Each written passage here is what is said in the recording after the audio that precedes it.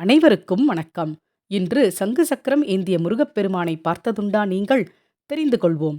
பொதுவாக பெருமாள்தான் சங்கு சக்கரம் வைத்தபடி அருள்பாலிப்பார்.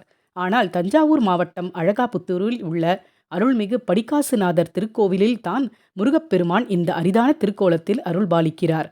ஒருமுறை அசுரர்களின் தொல்லை அதிகரிக்கவே அவர்களை அழிக்க சிவபெருமான் முருகப்பெருமானை அசுரவதத்திற்கு கிளம்பும்படி கூறவே அவரும் கிளம்பினார். அப்போது சிவபெருமானும் தேவர்களும் அவருக்கு பல ஆயுதங்களை கொடுத்தனர். அப்போது திருமால் தனது சங்கு சக்கரத்தை கொடுத்து ஆசி புரிந்தார். ஆயுதங்களுடன் சென்ற முருகப்பெருமான் அசுரர்களை சம்ஹாரம் செய்தார். இந்த நிகழ்வின் அடிப்படையில் இங்குள்ள முருகன் கைகளில் கேடயம், வில், அம்பு, சாட்டை, கத்தி, சூலாயுதம், வஜ்ரம் மற்றும் திருமாலின் ஆயுதங்களான சங்கு சக்கரத்துடன் காட்சி தருகிறார். சங்கு சக்கரமே இவரது பிரதான ஆயுதமாக இருக்கிறது. இந்திர மயில் மீது அமர்ந்த கோலத்தில் இருக்கும் இவர் கல்யாண சுந்தர சண்முக சுப்பிரமணியர் என்று அழைக்கப்படுகிறார். அவர் அருகில் வள்ளி தெய்வ யானை உள்ளனர். மயில் இடது புறமாக திரும்பி நிற்பது ஒரு மாறுபட்ட அமைப்பாகும். சங்கு சக்கரம் ஏந்திய முருகப்பெருமானை வணங்கினால் பூர்வ ஜென்ம பாவங்கள் நீங்கி சகல செல்வங்கள் கிடைக்கும் என்பது ஐதீகம்.